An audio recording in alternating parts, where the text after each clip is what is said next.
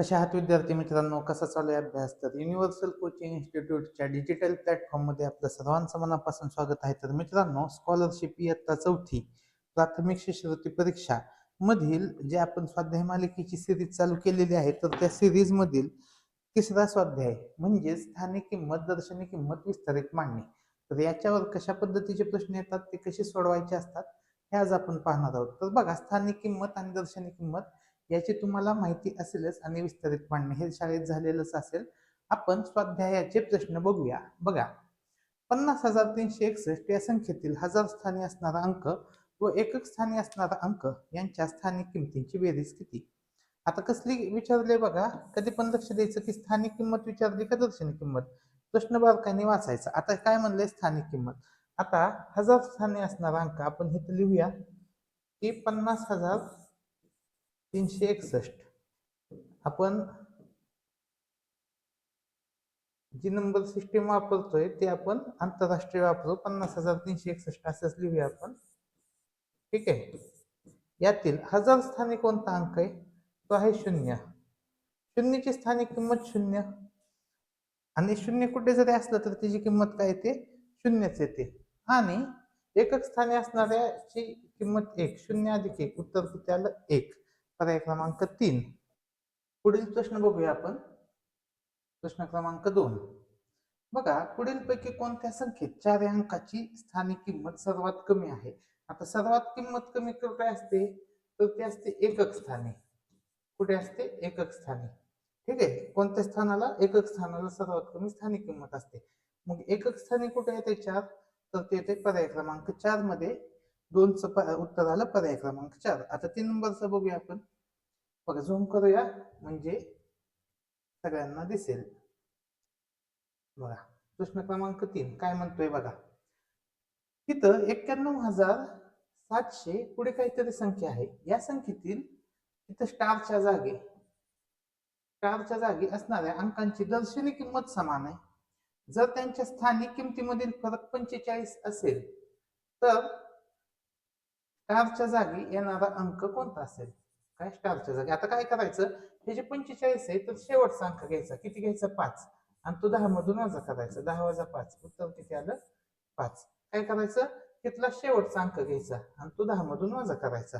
उत्तर येईल पर्याय क्रमांक 3. तर ही ट्रिक लक्षात ठेवा. ह्या ट्रिकने तुमचं उत्तर सहज निघणार आहे. एकक स्थानचा अंक बघायचा, तो 10 मधून वजा करायचा. आता पुढे बघूया आपण. एका संख्येतील हजार व एकक स्थानी असणाऱ्या अंकांची दर्शनी किंमत समान आहे. त्यांच्या स्थानिक किमतीतील फरक 0 असल्यास तो अंक कोणता? आता स्थानिक किमतीतील फरक हा 0 कधी येतो? ज्या वेळेस ती संख्या 0 असते. त्यावेळेस ती काय संख्या असते? 0 असते. हे लक्षात घ्या.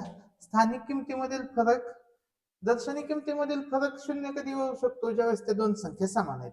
मग स्थानिक किमतीतील फरक कधी 0 येतो? ज्यावेळेस ती संख्या असते 0. पर्याय क्रमांक 2 आपल्या प्रश्नाचे उत्तर येईल. पुढे बघूया आपण प्रश्न क्रमांक 5 काय आहे बघा. 36,946 या संख्येतील अधोरेखित अंकाच्या दर्शनी किमतीमधील फरक किती? आता दर्शनी म्हणले, दर्शनी म्हणजे हे 6 आहे आणि हे पण 6. तर दर्शनी किंमत म्हणजे काय? 6 6 असेल. ठीक आहे. तर यांच्यातील फरक येईल 0. पर्याय क्रमांक 3 आपल्या प्रश्नाचे उत्तर येईल. पुढील प्रश्न बघूया. प्रश्न क्रमांक 6. 39,564 या संख्येतील सर्व अंकांच्या दर्शनी किमतीची बेरीज किती असेल?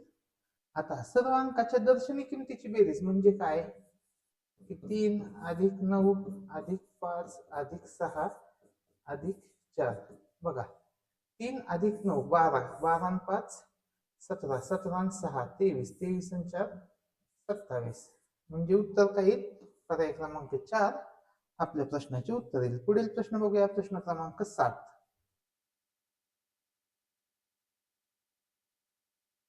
पावणे 17,000. पावणे 17,000 म्हणजे काय असतं? 16,750 म्हणजेच असतं पावणे 17,000. या संख्येतील शतक स्थानी असणाऱ्या अंकाची स्थानिक किंमत, ह्याची स्थानिक किंमत किती आहे? 700. पुढील पैकी कोणते असेल? तर ते असेल पर्याय क्रमांक 1. 7चं उत्तर काय आलं? पर्याय क्रमांक 1. पुढे बघूया. प्रश्न क्रमांक 8.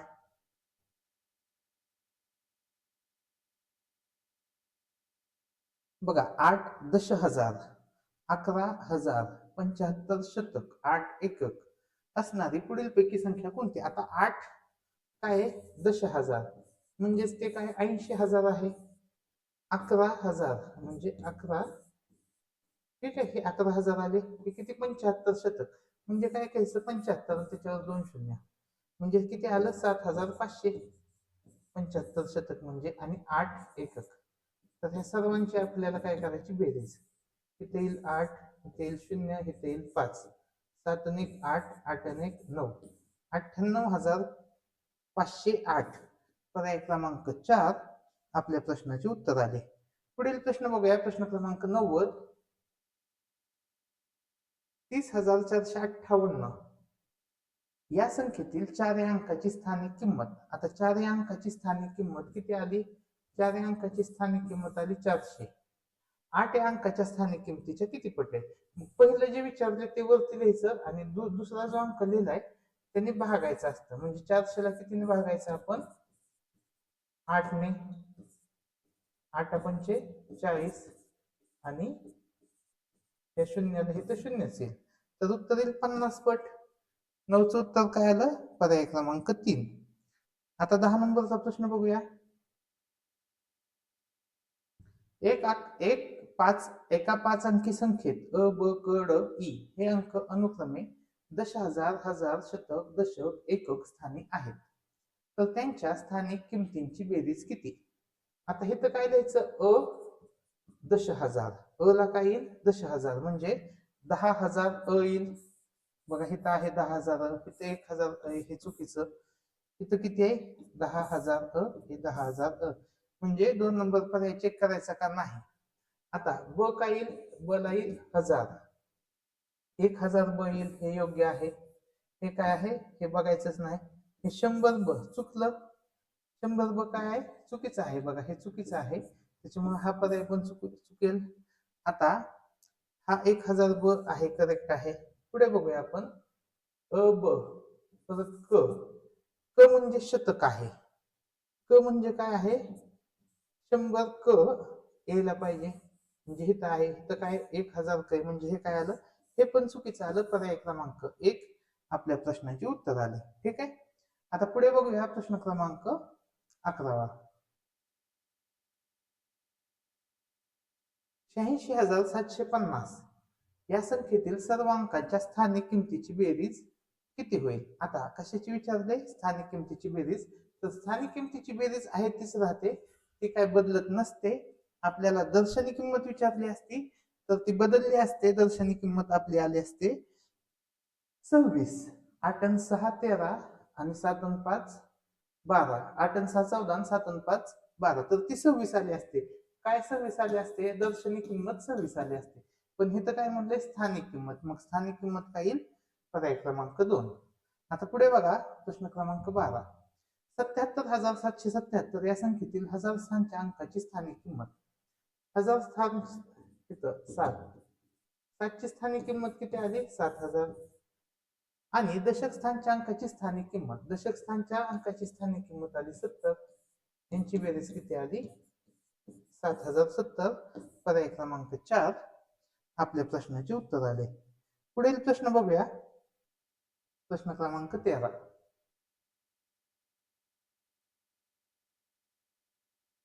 82,729 या संख्येचे योग्य विस्तारित रूप कोणते आहे? आता 82,000 म्हणजे हे काय झालं? 80,000 हे 8. 8च्या पुढे किती शून्य येतील? 1 2 3 4. 8च्या पुढे 1 2 3 4. 3 शून्य येतील का? नाही येणार. मग 2च्या पुढे किती शून्य येतील? हे 3 शून्य येतील. 2च्या पुढे पहिला पर्याय चेक करायचं नाही तर 3 येतील. इथे किती दिले? 4, म्हणून हे चुकीचं. 7च्या पुढे किती शून्य येतील? 2. 7च्या पुढे इथं किती शून्य दिले? 3, म्हणून हे चुकीचं. उत्तर येईल पर्याय क्रमांक 2. बरं, असं तुम्हाला अजून एक पद्धत शिकवतो विस्तारित मांडण्याची. हे लिहिलं 82,729, तर हे लिहायचं 80,000. ठीक आहे. हे 2 ला लिहायचं 2,000, ह्या 7 ला लिहायचं 700, ह्या 2 ला लिहायचं 20, ह्या 9 ला लिहायचं 9.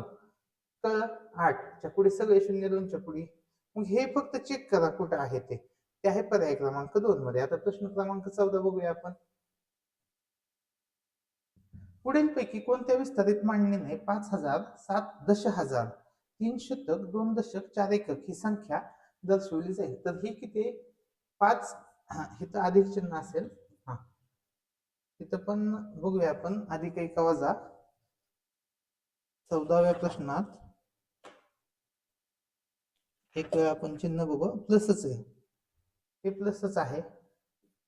ठीक आहे, इथं पण प्लस आहे, हे चिन्ह राहिले.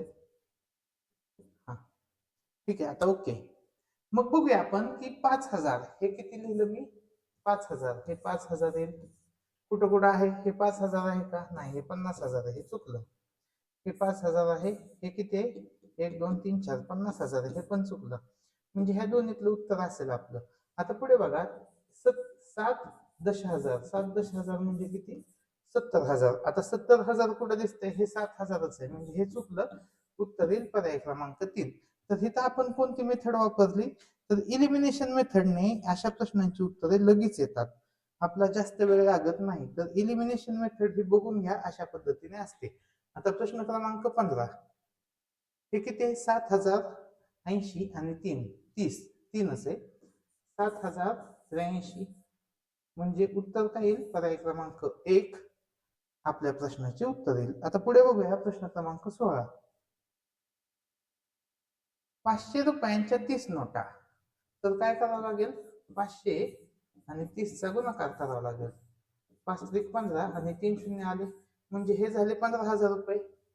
100 रुपयांच्या 16 नोटा, 16 एके 16 आणि त्याच्यावर 2 शून्य, 1600 झाले. हे 10 रुपयांच्या 10 नोटा, 10 रुपयाच्या किती नोटा? 10, 10 10 100 आणि 1 रुपयाची 6 नाणी, 1 रुपयाची 6 नाणी म्हणजे हे 6 रुपये. तर विस्तारित रूप लिहायचं आहे आपल्याला. ठीक आहे, आधी आपल्याला काय करावं लागेल? ह्यांची बेरीज करावं लागेल आणि मगच आपण विस्तारित रूप लिहू शकतो. 15,000 अधिक 1600 अधिक 100 अधिक 6, 6071, 16,706. मग 16,706, मग काय लिहिणार? 1च्या पुढे 1 2 3 4 शून्य येतील, 6 वर 3 शून्य येतील, 7 वर 2 शून्य येतील, हे 0 0 येतील आणि हे 6 येईल. मग हे असं कुठे दिसतंय बघूया. म्हणजे पहिलं आलं 10,000, हे 10,000, परत किती येईल? 6,000, हे पण 6,000 आहे. परत किती येईल? 700. तर इथं चुकलं बघा, हे 700 चुकीच दिलंय. इथं आपण 3 नंबरचा पर्याय क्रॉस चेक करू की तिथं काय दिलेलं आहे. 3 नंबरच्या पर्यायामध्ये हा, तिथे 7,000 नाही, खालच्या पर्यायामध्ये 7,000 नाही, तिथं ही शून्य नव्हता. आपण तो शून्य शून्य इरेज करूया. हा शून्य नव्हता, तो प्रिंटिंग मिस्टेक मध्ये तो शून्य आलाय. तर इथं बघितलं तर हे 70 येऊ शकत नाही. उत्तर काय येईल? पर्याय क्रमांक 4. तर 16चं उत्तर काय आलेलं आहे? 16चं उत्तर आलेलं आहे पर्याय क्रमांक 4. ठीक आहे, 16,706. आता पुस्तकामध्ये जे उत्तर दिलेलं आहे ते दिलेलं आहे पर्याय क्रमांक 1. ते उत्तर काय दिले? पर्याय क्रमांक 1. तर ही अशी विस्तारित मांडणी नसते, हे लक्षात घ्या. ही विस्तारित मांडणी चुकीची दिलेली आहे. पुस्तकामधलं हे उत्तर चुकीचं आहे.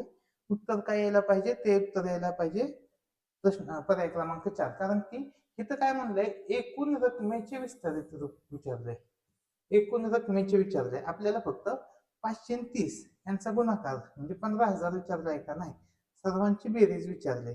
तर उत्तर काय यायला पाहिजे? पर्याय क्रमांक 4, 16,706.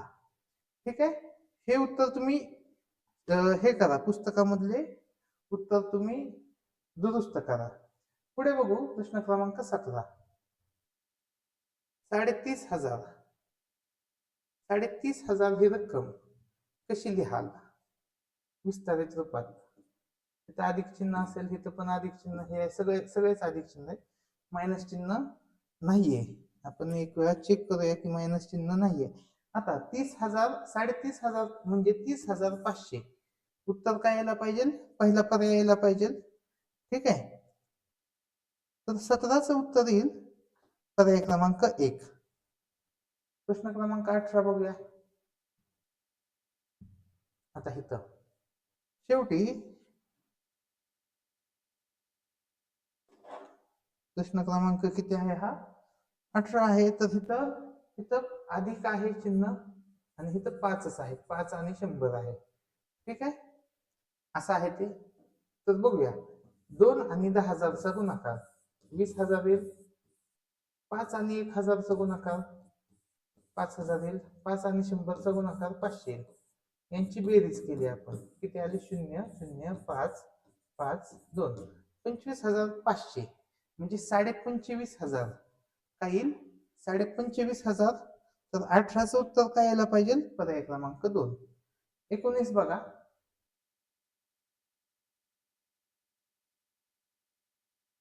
तर हे किती आलं? हे आलं 5 आणि 10,000चा गुणाकार म्हणजे हे 50,000 आलं.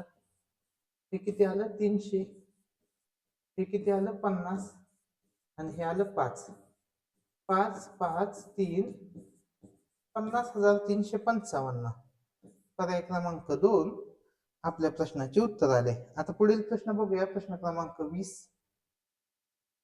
एका संख्येत 16,000 16 दशक 16 एकक आहेत, तर ती संख्या कोणती? तर बघा, 16,000 तर लिहूया 16,000. 16 दशक म्हणजे एक शून्य आला म्हणजे हे 160 झालं आणि 16 एकक. मग यांची बेरीज करूया आपण. हे आलं 6, हे आलं 7, हे आलं 1, हे 6, हे 1. 16,176. पर्याय क्रमांक 3 आपल्या प्रश्नाचे उत्तर आले. ठीक आहे. आता 21 आणि 22 शेवटचे 2 प्रश्न. तर विद्यार्थी मित्रांनो, ही व्हिडिओ सिरीज तुम्हाला कशी वाटते हे मला कमेंट सेक्शन मध्ये सांगा. व्हिडिओ आवडल्यास नक्की लाईक करा, आपल्या मित्रांना शेअर करा आणि चौथीचे जे जास्तीत जास्त विद्यार्थी आहेत त्या विद्यार्थ्यांपर्यंत हे व्हिडिओ तुम्ही पोहोचवा. ठीक आहे. आता बघूया, 10 अधिक ब बरोबर 45. ब ची किंमत आहे 5. मग इथं लिहूया आपण 10 अधिक ब बरोबर किती आहे? 45. ब ची किंमत किती आहे? 5 आहे. मग मी इथं असं लिहिलं 10 अधिक 5 बरोबर किती आलं? 45. म्हणजेच मी असं लिहू शकतो 10 बरोबर 45 वजा 5. मग 10 ची किंमत किती आली? 40. मग ची किंमत किती आली? 10 म्हणजे 40 आहे. म्हणजे म्हणजे किती आलं? 40 भागिले 10. उत्तर काय आलं? 4. पर्याय क्रमांक 4 आपल्या प्रश्नाचे उत्तर आहे. आणि आजच्या लेक्चरचा हा शेवटचा प्रश्न. ठीक आहे, बघूया. बघा, चित्रात दाखवलेली संख्या विस्तारित रूपात कशी लिहा? तर हे किती आहे? 2. हे आहे 1, हे आहे 1, हे आहे 2. म्हणजे 2112 ही संख्या आहे. मग ही विस्तारित रूप कसं येईल? 2000 अधिक 100 अधिक 10 अधिक 2. म्हणजेच 2000 अधिक 100 अधिक 10 अधिक 2 म्हणजे पर्याय क्रमांक 1 आपल्या प्रश्नाचे उत्तर येईल. आणि अशा पद्धतीने आपला स्वाध्याय क्रमांक 3 हा कंप्लीट झालेला आहे. तर तुम्ही कोणत्या गावातून, कोणत्या शाळेतून हा व्हिडिओ बघताय, कोणत्या जिल्ह्यातून हा व्हिडिओ बघताय हे मला कमेंट सेक्शन मध्ये सांगा. व्हिडिओ आवडल्यास नक्की लाईक करा, आपल्या मित्रांना शेअर करा. धन्यवाद.